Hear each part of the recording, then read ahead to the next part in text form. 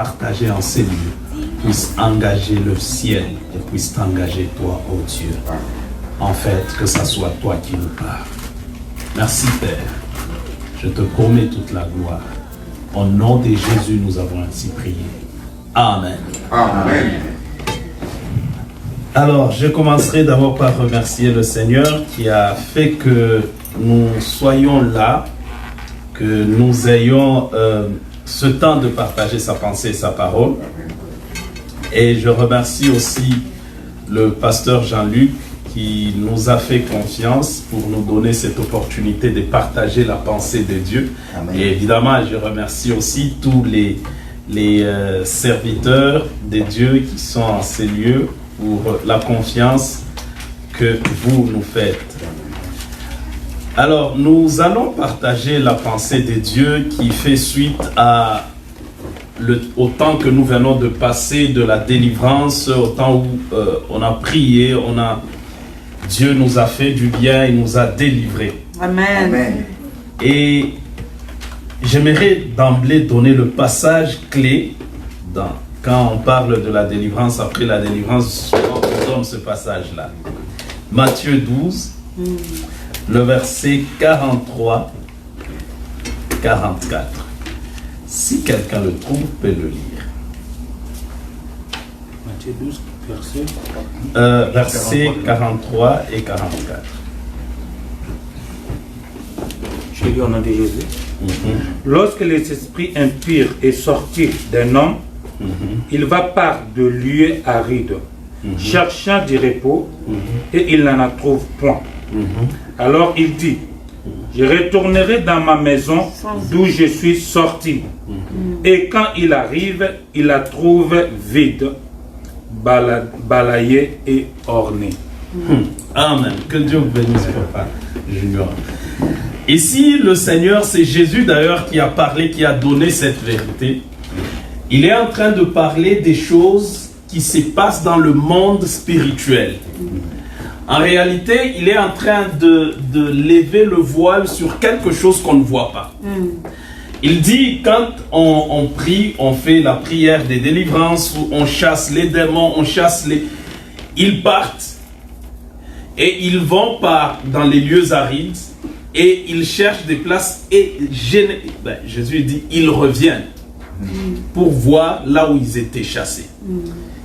Et Jésus utilise le terme maison. C'est très important. Quand tout ce que Jésus utilisait comme terme, il savait son importance. Amen. Ce n'était pas juste par hasard. Alors, j'aimerais juste d'abord parler des 2-3 petites choses rapidement dans cette lecture avant d'entrer dans le vif du sujet. La première chose, nous devons comprendre que l'homme, de par cette lecture ou ce passage, l'homme ou le corps de l'homme est un contenant d'esprit. Oui. Le corps de l'homme peut contenir des esprits. C'est dans notre esprit tel que nous sommes là, chacun, c'est comme en lui, il y a, sur le plan spirituel, il y a, je ne sais pas combien de kilomètres d'espace que peuvent contenir les esprits. Et je fais une anticipation. Le seul esprit qui peut remplir, c'est le Saint-Esprit. Amen. Amen.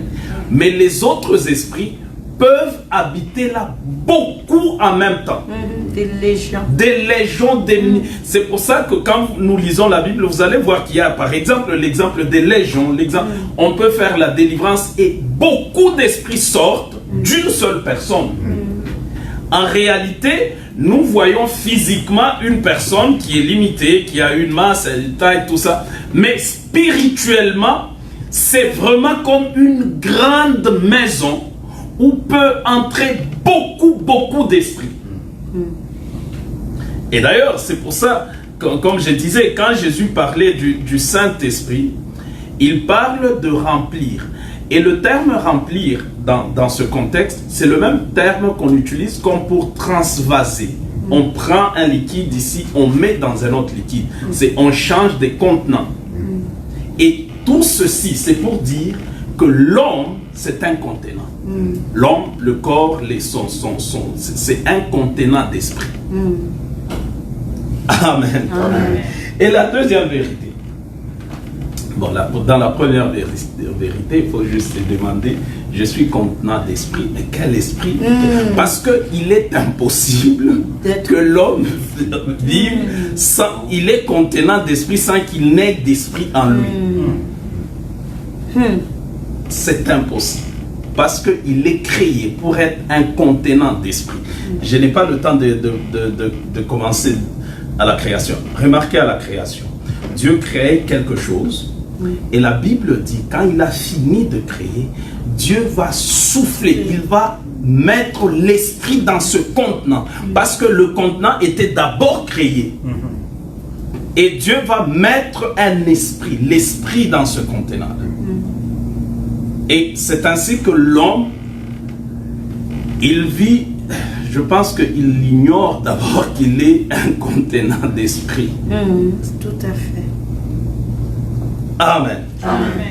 Et deuxième vérité, c'est que le diable, quand les démons, quand on les chasse d'un contenant, il revient toujours à ce contenant. C'est Jésus qui l'a dit. Ils peuvent aller, on les chasse, ils vont, partout, ils cherchent, mais ils reviennent toujours au contenant d'où ils étaient, ou dans cette maison où ils étaient. Et c'est pour ça que je fais une autre parenthèse, c'est que je disais à quelqu'un ceci, quand on fait la prière des délivrances, et qu'on ne dit pas, on ne révèle pas certaines vérités spirituelles à ceux-là pour qui on a prié, parfois on les expose. Parce que la Bible dit, quand ils sortent, ils reviennent, et qu'ils trouvent la maison balayée, ornée, tout ça, ils vont chercher cet autre esprit plus puissant. Et plus méchant, et ils viennent investir le contenant. Et c'est ce qui se passe en fait dans la vie des chrétiens, donc des enfants de Dieu qui viennent à l'église, on prie pour leur délivrance et puis qui partent. Quand on prie pour la délivrance, en réalité, le vrai combat commence après la délivrance. Parce que quand le démon était dans la vie d'une personne, ben, il ne se bat pas, il est là, il est confortable. Mais le combat, le vrai combat spirituel commence quand il est sorti. Tout à fait. Parce qu'il va revenir avec cet autre esprit plus méchant que lui. Et il revient, et c'est là qu'il y a le vrai combat. Tout à fait. En fait, le combat, la délivrance, c'est une déclaration des guerres ou des combats. Amen. Amen. Et l'autre chose, je vais survoler, c'est que le diable revient. Le diable est persévérant. Très. Vous savez que il n'a pas. Nous avons. J'ai le travail. J'ai ainsi de suite, j'ai la famille. Lui, il n'a rien d'autre que de poursuivre toi. C'est-à-dire, lui, c'est chaque minute, il se dit, bon, Eric, là, comment je vais faire? Il fait cette stratégie, il change. Ok, ça ne l'a pas eu. Bon, quel piège je vais... Lui, c'est ce qu'il fait. Non seulement c'est ce qu'il fait, mais il n'a pas commencé juste avec toi. Il a commencé depuis Éden. Imaginez, nous faisons, c'est comme quand Goliath et David se battaient, voulaient se battre. Samuel a dit quelque chose qui était, je dirais, une préfiguration de ce que est l'ennemi, le diable. Il dit, lui, il se bat depuis sa jeunesse. Toi, David, tu viens de naître, tu l'as trouvé sur le terrain. Et c'est ainsi avec le diable. Le diable, nous l'avons trouvé sur le terrain. Et il a commencé, il a beaucoup d'expérience. Il a fait tomber des grands. Et il a beaucoup de stratégies dans sa tête. Amen. Et il n'a que ça à faire. Et la Bible dit quand il est descendu, il a été précipité pour séduire les hommes sur la terre. C'est ça sa mission en fait. Amen. Amen. Alors, comment on doit faire pour conserver, pour vivre, je dirais, parce que quand j'essaie, j'étais en train comme de planter un décor, quand on regarde ce décor, on se dit, mais comment on fait maintenant? Parce que sur le plan spirituel, nous vivons dans un terrain ennemi. Où, en fait, nous sommes arrivés sur le terrain, le diable y était déjà, il avait déjà placé des choses, nous sommes comme sur un terrain miné. Maintenant, comment nous devons faire? C'est cela la question. Alors, la réponse, c'est que nous devons d'abord connaître. Parce que, sur le plan spirituel, même parfois sur le plan physique, tu ne peux pas jouir de ce que tu ne connais pas. Amen. Alors, il faut connaître pour jouir. Et c'est pour ça la Bible dit, mon peuple périt par manque de connaissance. Pas parce que l'ennemi est plus puissant, non. Non, c'est juste manque de connaissances. Et quelles sont les connaissances que nous devons avoir? La première connaissance, c'est, je veux dire, notre position par rapport à l'ennemi, ou la position de l'ennemi. Je vais donner un exemple pour que ça soit clair. Vous savez, quand les militaires vont en guerre, ils arrivent, ils vont se battre en Irak. Pour se battre, l'une des choses importantes à savoir, c'est la position de l'ennemi. Parce que quand tu rentres sur le terrain de bataille, tu ne sais pas où l'ennemi est, mais ou bien où toi tu es par rapport à l'ennemi, ben tu es déjà perdant. Oui. Il faut, l'une des choses importantes, c'est notre position par rapport à l'ennemi ou la position de l'ennemi par rapport à nous. Il faut très bien connaître cela. Et je vais vous dire une chose pour anticiper, c'est que à ma petite expérience, quand j'ai compris cela, quand j'ai commencé à comprendre cette position, ça m'a donné une assurance. Alléluia. Que, bon, j'ai dit souvent que moi, tu peux me prendre, tu me mets dans le cimetière. Dis, ah, il y a des esprits qui paraissent, je vais dormir comme un bébé. Alléluia. Amen. Sincèrement, je vais dormir comme un bébé. Pourquoi? Parce que j'ai appris à comprendre la position. Alléluia. Oh. Alors, quelle est notre position en tant que chrétien sur dans ce décor que je viens de décrire? Où sommes-nous? Et à partir de quel point nous nous battons contre l'ennemi? Et parce que si tu ne sais pas à partir de quel point tu te bats contre l'ennemi, tu vas lancer les munitions dans toutes les directions. Et finalement, tu ne sais pas s'il est atteint. Mais si tu sais dans quelle position tu es et où est-il l'ennemi, et là tu vas te battre avec assurance. Tout à fait. Amen. Amen. Et tu vas défendre ce que tu as acquis avec assurance. Parce que tu connais la position. Et c'est quoi notre position en tant que chrétien? Avant de parler de la position, je vous donne d'abord le verset Ephésiens 2, 6. Ephésiens 2, 6. Et Ephésiens 1, 20, 21. Ephésiens 2, 6, Ephésiens 20, 21. Je vais expliquer, je vais lire, on va expliquer cela. Vous savez, le monde spirituel, c'est un monde qui est très structuré et très... c'est des légalistes. Oui, dans le tout monde à fait. spirituel. Tout à fait. Que ça soit Dieu, Ou que le ça soit diable. le diable, ce sont des légalistes. Tout à Ça agit sur les lois et les principes. Tout à fait. Ça t'amène, ça amène quelqu'un à déclencher un processus, un principe, une loi qui va donner à l'autre le droit ou accès. Tout à fait. Et c'est un monde qui agit sur les lois, qui est très structuré et qui est très légaliste en fait. Tout à fait. Amen. Et dans ce monde légaliste, dans ce monde structuré, parce que, généralement quand vous trouvez que ce soit une organisation, que ce soit un monde, que ce soit qui est très structuré, il y a le respect de la hiérarchie. Tout à fait. Quand c'est structuré, c'est très hiérarchisé généralement. Et spirituellement, le monde spirituel, il y a des hiérarchies. Tout à fait. Amen. Amen. Bon, ok, je vais parler de cela après.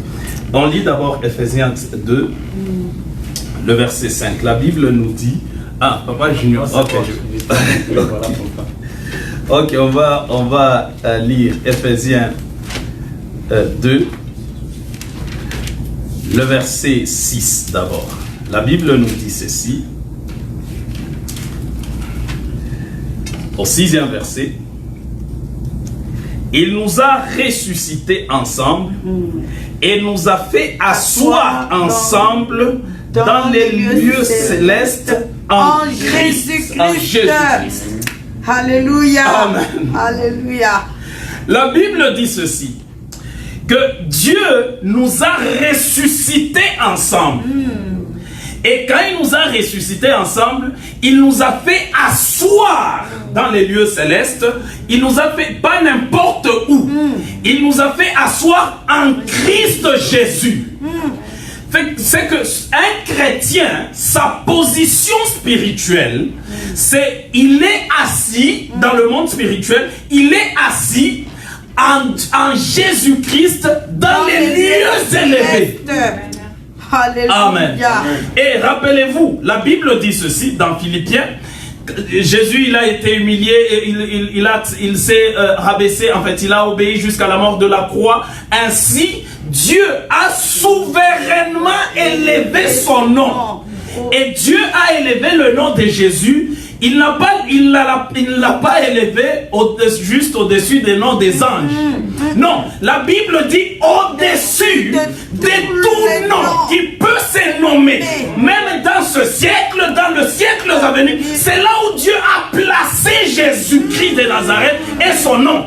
Et maintenant, la Bible dit, moi et toi, Dieu nous a pris en tant que chrétiens, il nous a ressuscités avec Christ et il nous a mis avec Christ là où il a élevé Jésus spirituellement. Jésus.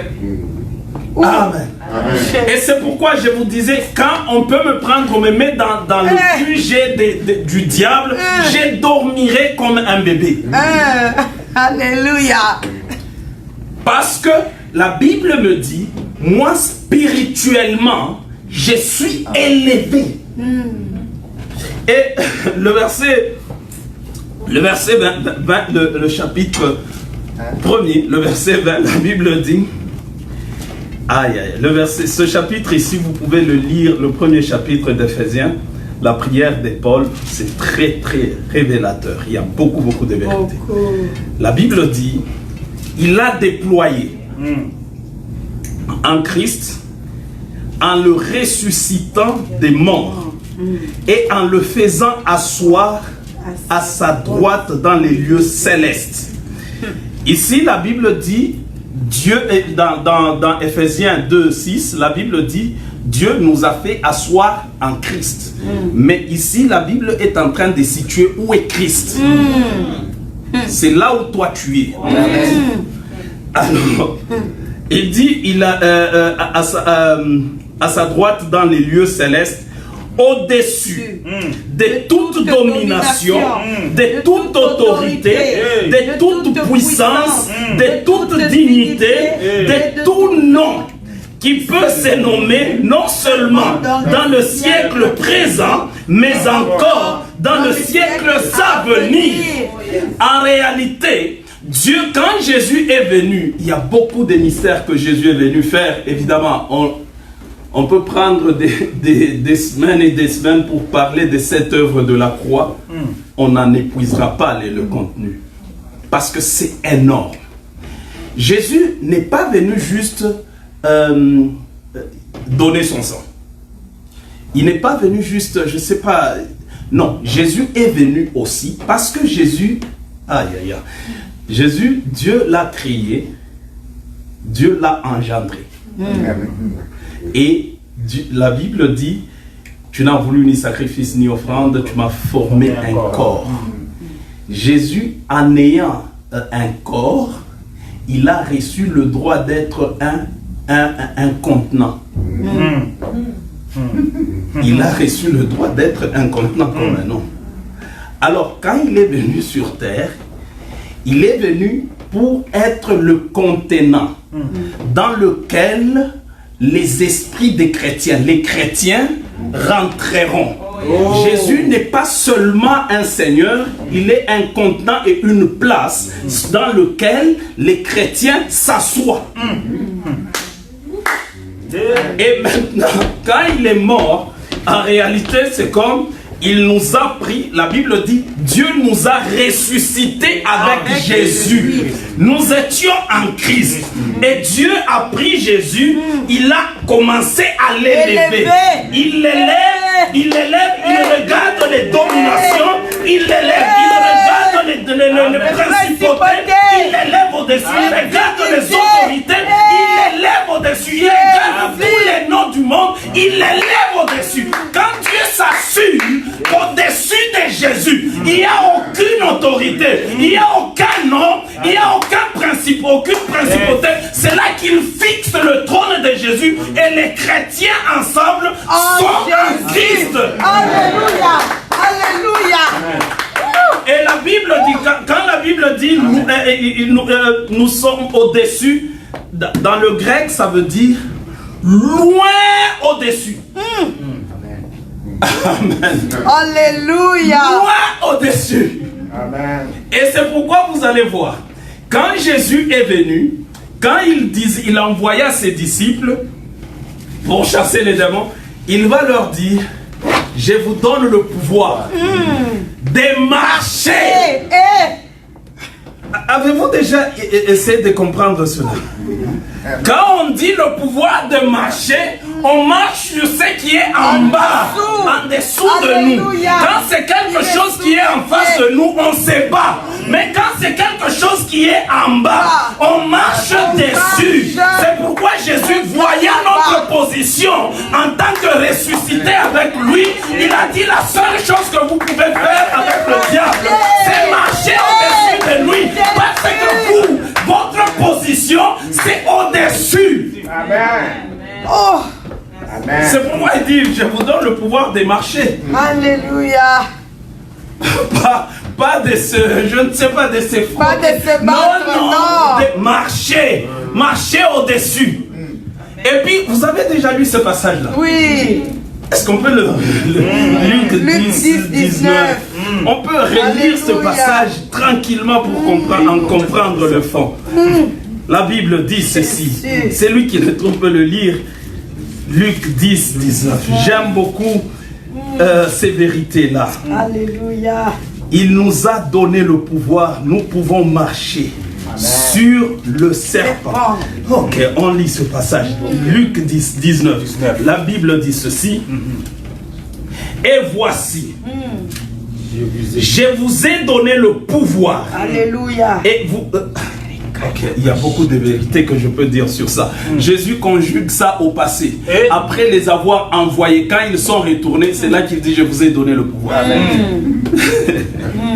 Ok, je vous ai donné le pouvoir de marcher sur le serpent, sur les scorpions et sur toute la puissance de l'ennemi. Et il dit, rien ne pourra vous nuire. Il dit, je vous donne le pouvoir de marcher sur toute la puissance de l'ennemi. D'abord sur le serpent, vous savez, c'est le serpent qui a fait chuter Adam. Et c'est pourquoi il donne l'ennemi qui est le serpent, qui est le serpent ancien, qui est le diable. Il donne le pouvoir. Et puis il dit, vous allez marcher sur les scorpions, ainsi de suite. Et ce qui m'intéresse, sur toute la puissance de l'ennemi. C'est pourquoi, comme je vous ai dit, quand un chrétien a peur, il ne connaît pas sa position. C'est pourquoi je vous dis, le problème, c'est nous devons connaître d'abord notre position. Tout à fait. Parce que quand on connaît sa position, on livre bien le combat. Amen. Alléluia. Vous savez, l'année passée, il y a quelqu'un qui m'a appelé. Elle me dit, ça fait 10 ans, 10 ou 11 ans, je vis dans une maison et dans cette maison-là, dès le début, quand ils sont rentrés dans la maison, elle a commencé à faire d'abord des rêves bizarres. Et puis finalement, elle a vu un jour une dame qui est habillée style 1800, vous voyez comme les dames, l'habillement là de 1800, quelque chose comme ça. Et elle était comme endormie, et cette dame lui dit, tu sais, tu vas mourir, ou une personne de la maison doit mourir. C'est une maison qu'ils ont achetée, lui et son mari. Et à partir, ça faisait 11 ans je crois l'année passée, ils ont toujours été visités par des esprits dans la maison. Et en fait, comment ça a commencé? J'ai prié pour elle un jour à l'église. Alors que j'ai prié pour elle, j'ai fini de prier, j'ai senti dans mon esprit, on me dit, la malédiction, elle est sous la malédiction qui était sous son père. Alors, c'était une nouvelle personne. Je ne la connaissais pas. Ben, je l'ai à la fin, je dis, écoutez ma soeur, bon, je ne pouvais pas le dire publiquement, mais quand je priais pour vous, j'ai vu ça. Elle m'a dit, pasteur, je suis vraiment ému. Mais parce que ça faisait, je crois, 2-3 semaines que non, peut-être un mois, on a diagnostiqué les cancers, 3 types de cancers dans mon corps. Et d'ailleurs, je voyais ses cheveux étaient en train de se perdre. Alors elle me dit, ben, tu vois, les cheveux, tout ça. Et puis elle me dit, c'est là qu'elle me raconte l'histoire de sa maison. Elle dit, pasteur, c'est infernal ce que nous vivons dans la maison. D'abord, avant qu'elle me raconte l'histoire de sa maison, j'ai pris pour son garçon. Et je sens distinctement dans mon esprit que ce garçon communique avec des esprits.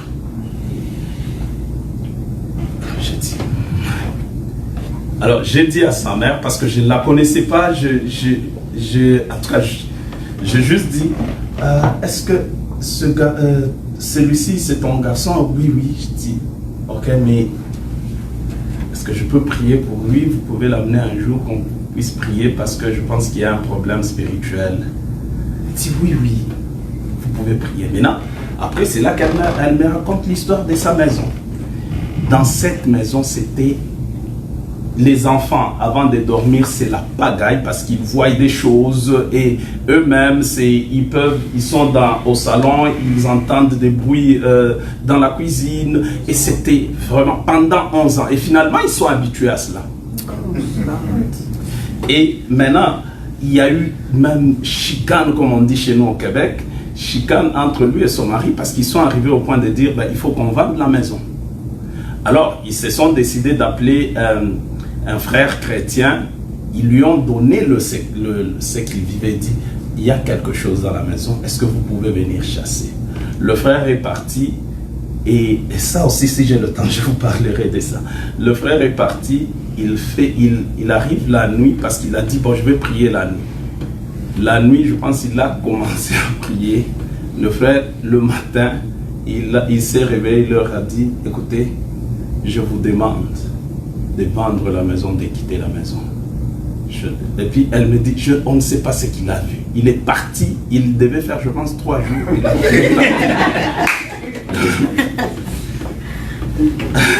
alors, et ils ont fait venir quelqu'un d'autre, mais la personne aussi les a abandonnés en cours de route. Alors, il me dit, mais mon mari n'y croit plus, hein, finalement, aux choses de Dieu, tout ça. Je lui dis, ok, nous allons chasser cela. Amen. Je dis, oui, on va les chasser. Et en fait, pourquoi je pouvais dire avec assurance? C'est parce que je comprends que moi, tel que vous me voyez et tel que probablement vous vous voyez, vous quand vous attaquez, quand vous faites, vous adressez au diable, vous vous adressez d'une position hiérarchique élevée. Tout à fait. Alors, quand tu es dans une position hiérarchique élevée, l'exécution de l'ordre que tu donnes dépend parfois de ton attitude. Si tu ne comprends pas ce que tu es, tu peux donner l'ordre et ce n'est pas obéi. Tout à fait. Amen. Nous sommes avec Christ dans les lieux élevés. Amen. Et on est parti dans cette maison. Le jour qu'on est parti pour faire l'histoire courte, on arrive, ils se sont arrangés pour que les enfants ne soient pas là. Et d'abord, quand je lui ai parlé, et puis finalement, je devais lui dire ce que j'ai vu sur l'enfant. Je lui ai dit, ben écoute, alors elle me dira, pasteur, cet enfant, lui, il communique avec les esprits. Je dis, comment il communique? Il dit, non, vous allez le voir soit dans une chambre ou dans la cour. Il est en train de parler avec ces esprits-là. Parce que cet enfant est né dans cette maison. Et puis elle m'a raconté des histoires quand la période où l'enfant devait naître, tout ça. Bon, bref. Alors, qu'est-ce qui s'est passé? On a prié, on a chassé ces esprits-là. Et aussi, une parenthèse. Aïe, je pense que j'aurai le temps de dire ça. On n'a pas jeûné. Amen. Amen. Amen. La nature. Oui, on est parti prier Amen. sans jeûner. Amen. C'est grave ça. Non, c'est pas Non, ça. nous avons l'autorité. En Alléluia. réalité, les chrétiens ont beaucoup d'erreurs de conception qui sont erronées. Les chrétiens, ils pensent que quand on jeûne, on fait la prière augmente la puissance. Vous savez que c'est faux. Est-ce que je peux dire la vérité? Oui. Ok. La prière n'augmente pas la puissance. La prière peut permettre de relâcher la puissance, mais pas de l'augmenter. Le jeûne, oui. Mais parce que l'autorité, nous l'avons par position. Amen.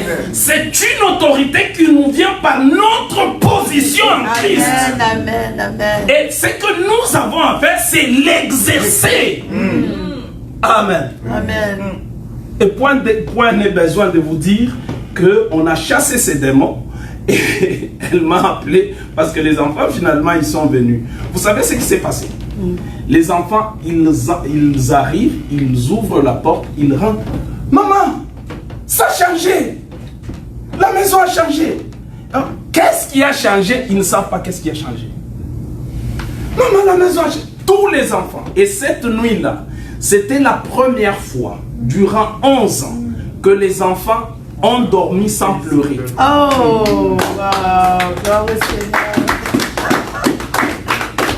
Et ça, ce n'est pas parce que c'est pasteur Eric. Non! Mais c'est parce que toi tu es chrétien, moi je suis chrétien. Nous sommes transportés dans le monde spirituel. Nous exerçons notre autorité. Nous vivons notre vie chrétienne à partir d'une position donnée spirituellement. Alors quand on réalise notre position, on fait des choses de notre position élevée. Et c'est pourquoi Jésus a dit, vous marcherez. En fait, c'est marcher parce que là, nous sommes dans une position élevée. Tout à fait. Amen. Amen. Nous sommes dans une position élevée. C'est dès là que nous vivons notre vie chrétienne. Amen. Et l'ignorance de cela a coûté beaucoup aux chrétiens. Et même à l'église. Amen. Au point que dans les églises, les gens je sais pas, les occultistes, les sorciers, ils viennent, ils font... Quelqu'un me dit... Ok. Bon, quelqu'un me dit, non, la personne m'appelle, c'est une servante de Dieu.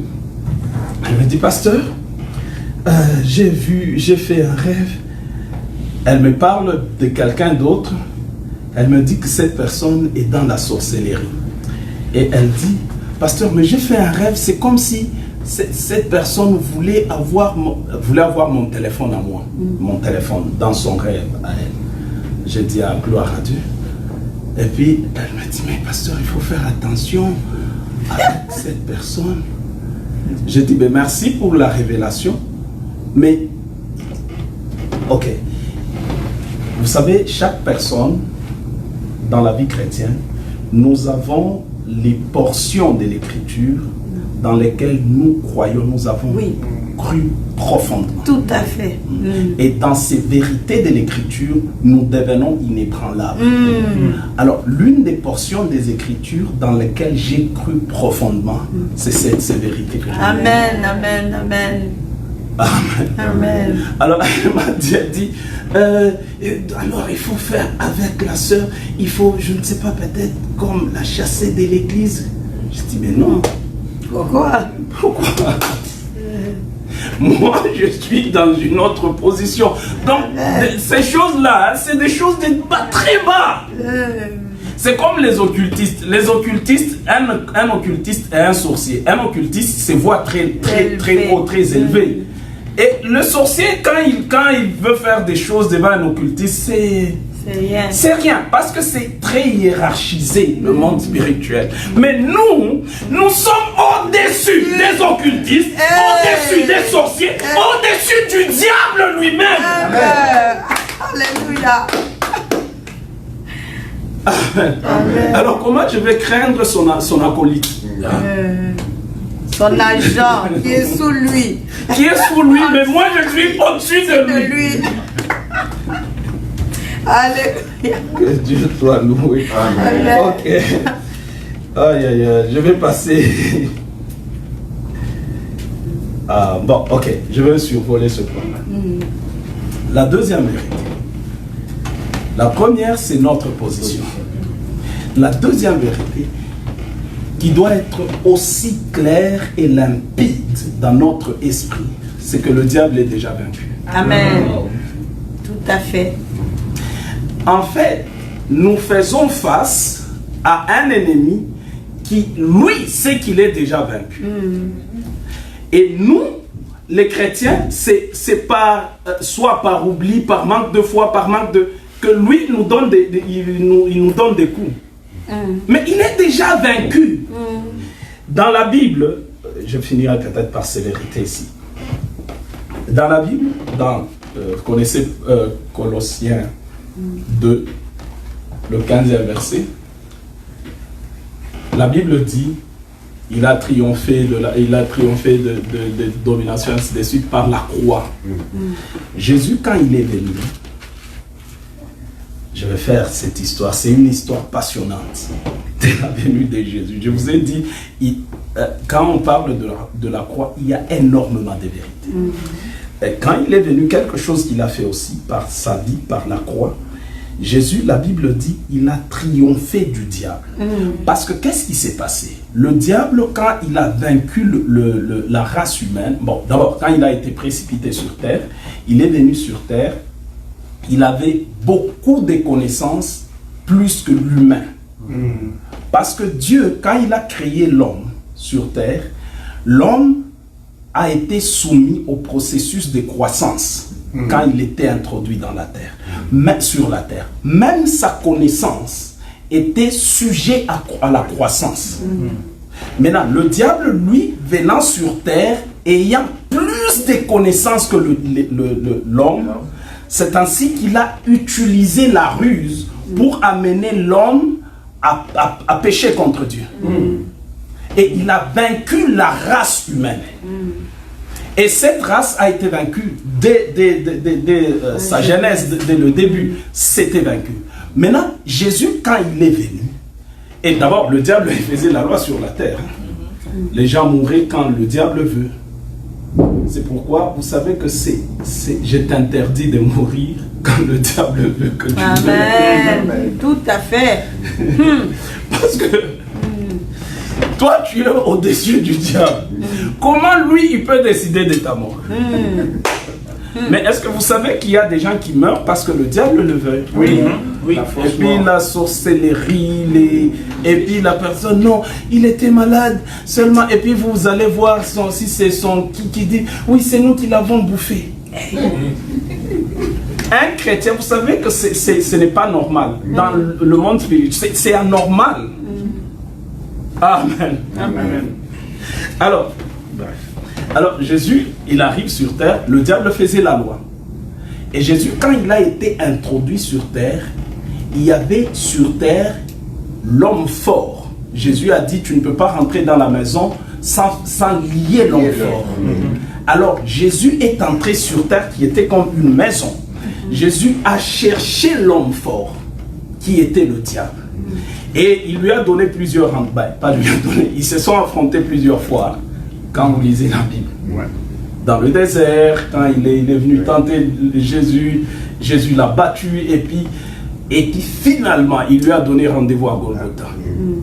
Arrivé à Golgotha, Jésus a utilisé, vous savez, Jésus a vaincu le diable dans la faiblesse humaine de Jésus. Ok, je vais redire.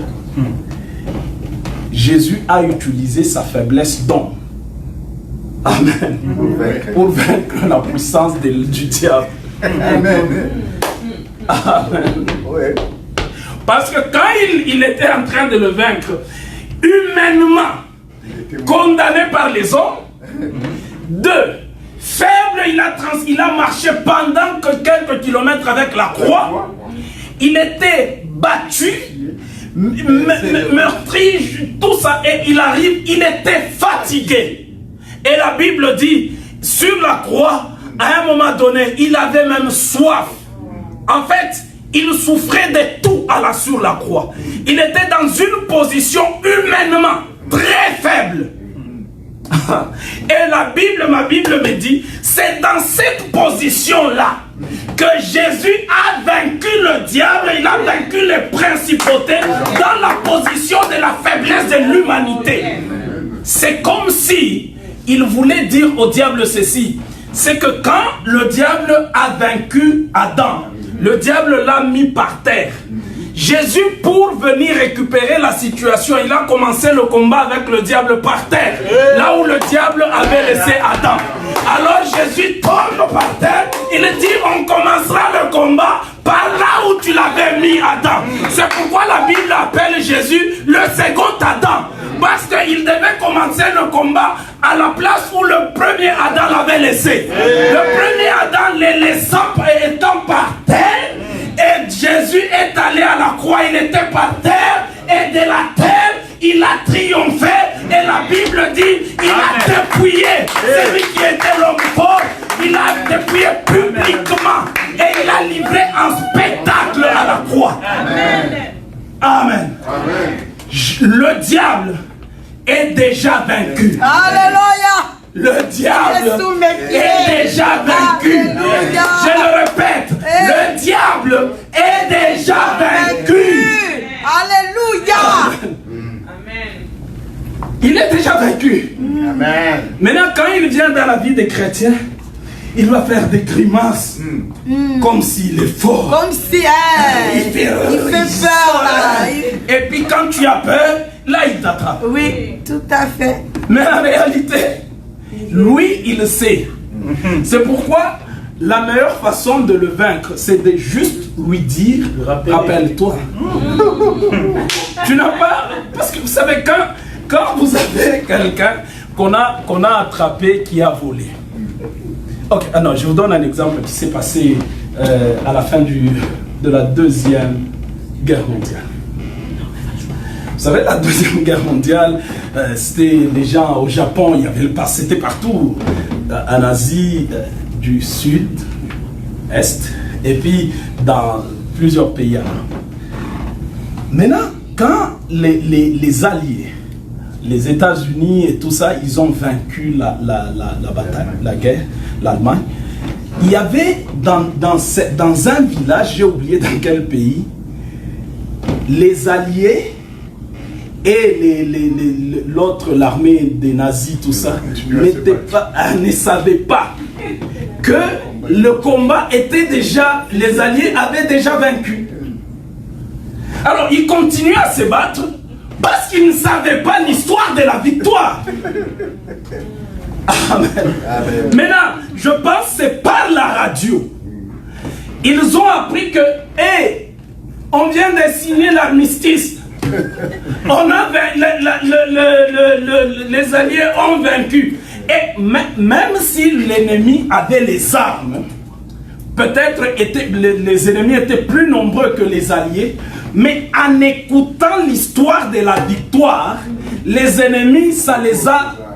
Ils étaient anéantis. Et la guerre a pris fin. Pas parce que ceux-là qui se battaient étaient plus forts, mais parce que l'ennemi a appris que eux, ceux qui se battaient, ont su que leur camp est vaincu. Amen. Amen. L'histoire de la victoire de la croix, c'est une histoire qui fait que l'ennemi manque de force.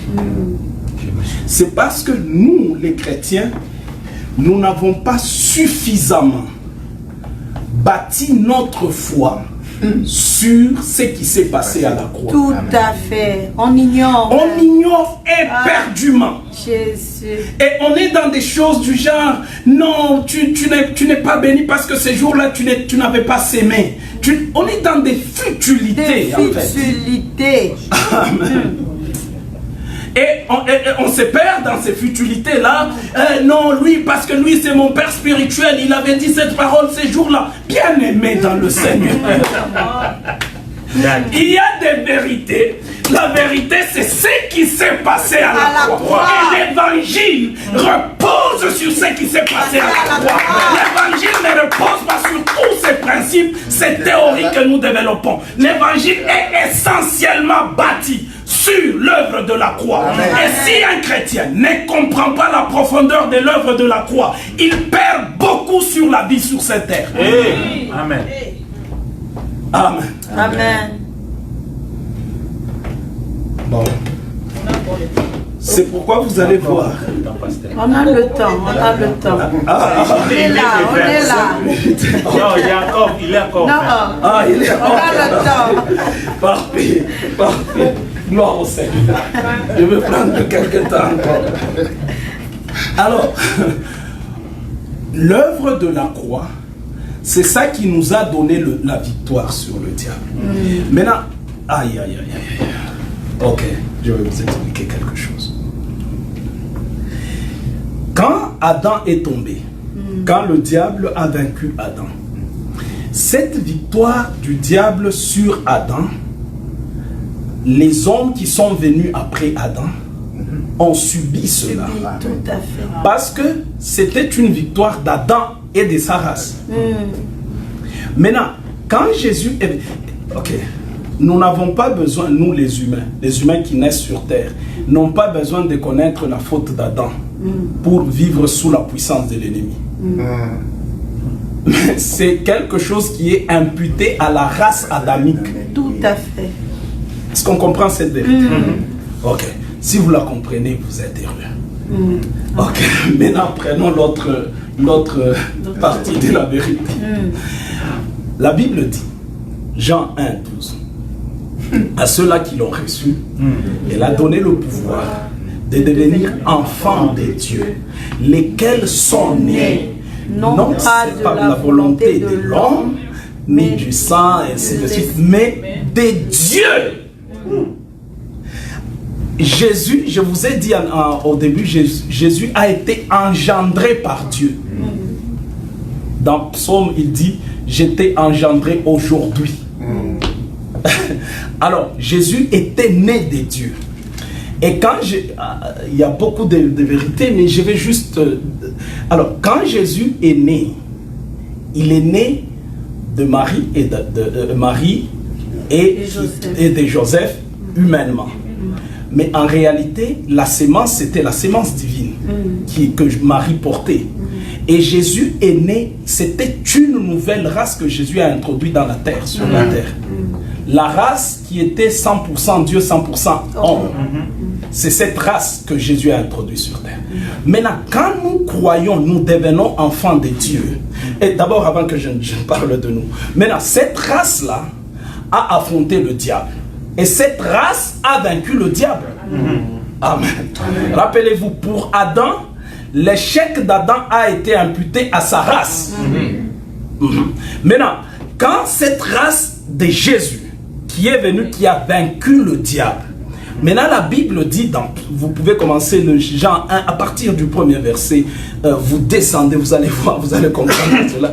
Quand Jésus est venu, par sa naissance sur terre comme humain, il a donné aux hommes le droit de naître de Dieu. Alors, quand on devient chrétien, la Bible dit, nous sommes nés de Dieu. Nous devenons de la race de Jésus. Parce que l'échec et la victoire est imputable à une race et non pas à un individu. Ce qui fait que la victoire de Golgotha, autant l'échec d'Éden était imputé à toute la race humaine, autant la victoire de Golgotha est imputée à toute la race messianique. Alléluia. Et donc, nous qui sommes nés de Dieu, nous avons en nous, nous sommes de la race des vainqueurs. Sur le diable, nous sommes de la race des vainqueurs. Que le diable monte et descende, il le sait. Lui, il le sait très bien. Que nous sommes, quand nous nous regardons, moi et lui, il sait que c'est lui qui doit fuir. Il le sait. Amen. Amen. Amen. Amen. Vous savez que le monde, même le monde physique, fonctionne sur base d'espèces et des races. Prenez, vous pouvez prendre, j'ai vu ça il y a quelque temps, oui, prenez souris et rats. C'est dans leur gène, dans leur espèce, que la souris a peur du chat. Même si elle n'a jamais vu un chat manger une souris. Mais quand elle naît dans sa race, il y a cette histoire-là. Amen. Tout à fait. Et ainsi, nous les chrétiens, parce que nous sommes nés de Dieu, dans notre race, dans notre gène spirituel, dans ce que nous sommes profondément, il y a les gènes de la victoire sur le diable. Et le diable le sait, peuple de Dieu. Il le sait. Il le sait. C'est juste, il utilise la ruse, et il passe par des choses, et les chrétiens commencent à s'effrayer. Mais lui, quand il est là, il dit, mais s'il prend conscience, il se réveille, je suis dans je suis foutu. Là. Il est foutu. Amen. Amen. Tout à fait. Il faut juste que nous puissions nous réveiller. Ok, la dernière chose que je voulais dire. Je parlais de deux choses, deux vérités. La première, c'est notre position. La deuxième, c'est comprendre qu'il est déjà vaincu. Et dans ce que de comprendre qu'il est déjà vaincu, vous devez comprendre ceci, ou nous devons comprendre ceci. Notre victoire, est-ce que je peux vous choquer? Oui. Ok. Notre victoire ne repose pas sur ce que nous faisons. Pas du tout. Mais en fait, si elle reposait sur ce que nous faisons, alors nous sommes foutus. Parce que nous ne le voyons même pas, le diable. La victoire repose essentiellement, totalement totalement sur ce que Jésus a fait à la croix. C'est comme quand nous sommes l'homme, l'humain, et devant Dieu, l'humain est pécheur. Ça ne repose pas que le bébé naisse en Afrique, en Amérique ou partout. Il est pécheur pareil. Pourquoi? Parce qu'il est porteur de la race d'Adam. Amen. Amen. Et ça ne dépend pas de ce que lui fait le bébé. Est-ce qu'on comprend ça? Oui. Maintenant, quand nous naissons de Dieu, notre victoire sur le diable ne dépend pas de « Oh, j'ai prié 3 heures ». Non, non. Un jour, je viendrai parler de l'importance de la prière. C'est bien de prier. Mais ne repose pas la victoire sur le diable, sur la prière. Non. Et c'est ça qui a fait que beaucoup de chrétiens affrontent le diable. Ils disent, ah, ok, c'est aujourd'hui, je n'ai pas prié. Moi, dans ma petite expérience, les moments où j'ai vu Dieu se manifester puissamment dans ma vie, je n'avais pas prié. Amen. Amen. Je n'avais pas prié 3 heures d'affilée, non. Et d'ailleurs, quand vous lisez la Bible, les miracles que Paul et les autres ont fait, ce n'est pas quand Paul a chassé l'esprit des pitons là. Est-ce que Paul, on nous dit qu'il a fait 7 jours de jeûne et prière? Non, non. Il dit, la Bible dit, Paul, il était fatigué d'écouter cela. Et puis il se retourne et dit, mais tais-toi. C'est fini. Quand tu te fatigues d'une situation, c'est le bon moment de te retourner, de dire, hey, sors. Amen. Amen. Alors, la dernière vérité, c'est que la Bible dit, ne donnez pas accès au diable. Avez-vous déjà médité sur ce passage? Ne donnez pas accès au diable. Ça veut dire, c'est nous qui lui donnons accès. Tout à fait. Ça veut dire, quand on dit, ne lui donne pas accès à la chambre, ça veut dire, c'est lui à qui tu peux ou ne pas donner accès est demandeur, en fait. C'est lui qui peut être demandeur. Toi, tu es dans une position d'autorité pour donner accès. C'est lui qui donne accès à une position d'autorité. Et les chrétiens se déresponsabilisent beaucoup. Ils disent, non, tu sais, c'est parce que moi... Non, non, c'est toi qui peux ne pas donner accès. Aïe, aïe, aïe, j'aimerais qu'on nous lise celui-là, on le lit, je m'excuse pour le temps, mais on doit lire ce passage-là. Dans 2 Corinthiens 2:11.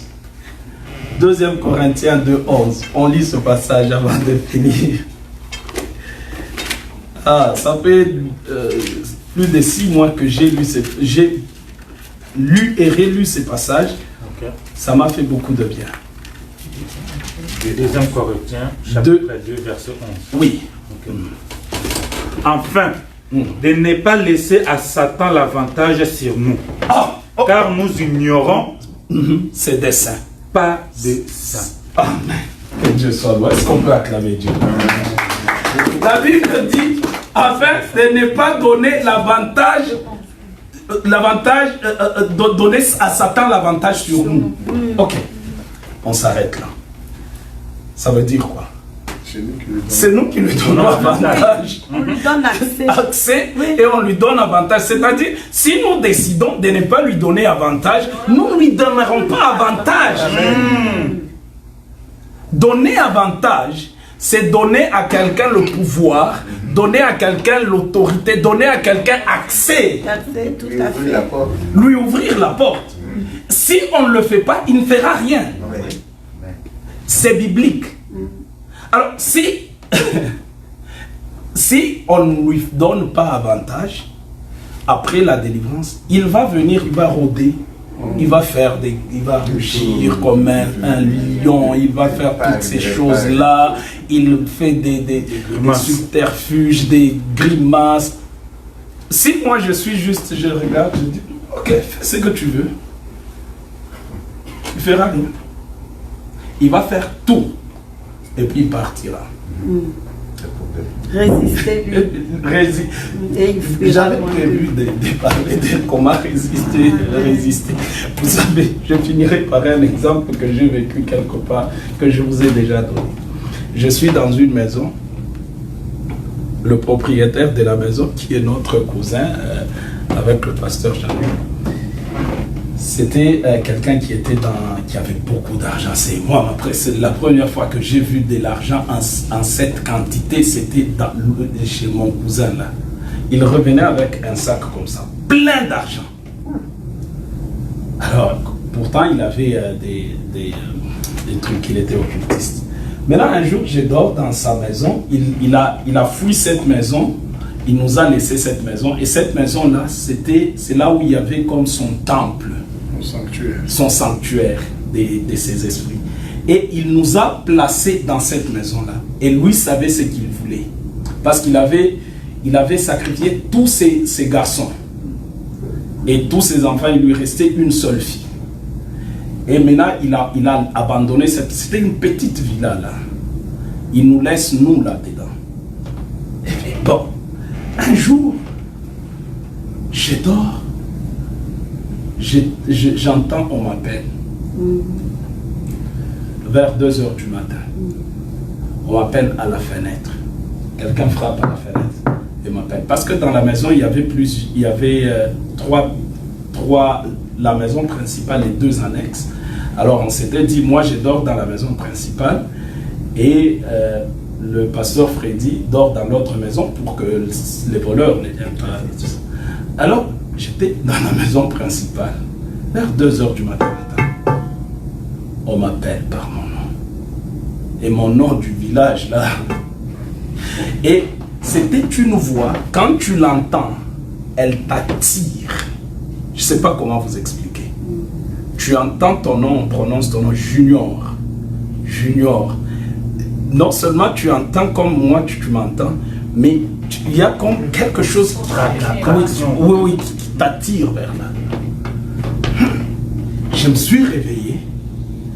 Je dis, mais qu'est-ce qui m'arrive? J'ai prié et je me suis rendormi. Et après quelques minutes, j'ai entendu la même voix à la fenêtre. J'ai dit, mon Dieu. Et puis j'ai prié encore, je me suis rendormi. Et après encore, ils m'ont appelé encore.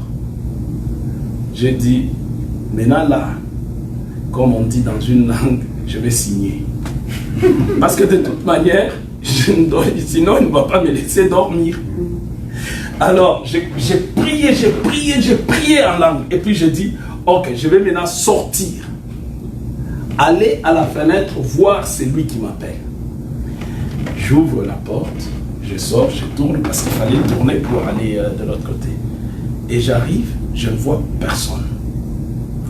Et puis je retourne, j'arrive sur la porte avant d'entrer, je sens qu'il y a une présence derrière moi.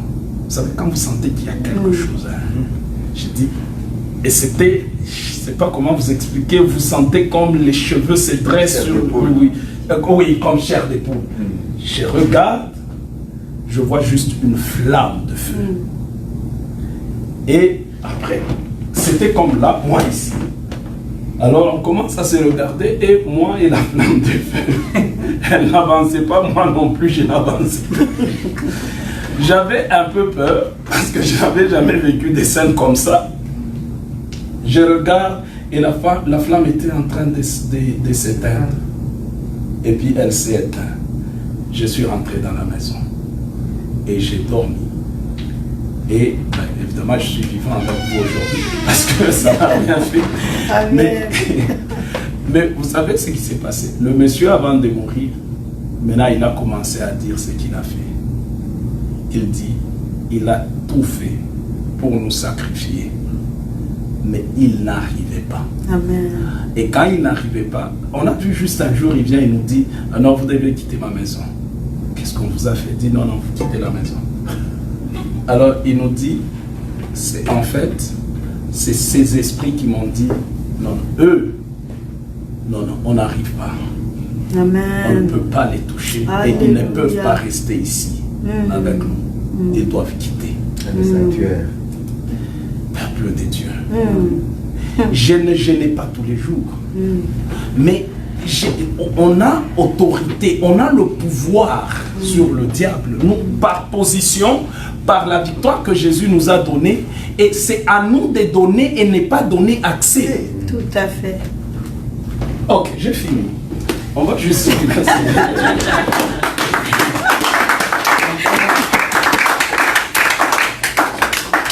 Alors, j'aimerais juste qu'on puisse d'abord remercier Dieu pour ces vérités que nous venons de partager. Et je pense, j'espère que nous avons saisi quelque chose. Alléluia. Alors, j'aimerais que nous remercions Dieu et alors que nous remercions Dieu, nous allons aussi chasser. Tu vas juste prendre autorité. Je ne suis pas arrivé à comment prendre autorité, mais on prend autorité. Quand quelqu'un a autorité, il exerce. L'autorité s'exerce. Tout à fait. Le pouvoir s'exerce. Alors, nous allons remercier Dieu et nous allons exercer ce pouvoir. Dans un domaine particulier de ta vie, si tu sens qu'il y a des résistances, commence juste à exercer le pouvoir. Commence à marcher sur les serpents. Commence à exercer ce pouvoir-là. Au nom de Jésus, nous prions, nous remercions Dieu. Et mon âme t'élève et dis merci pour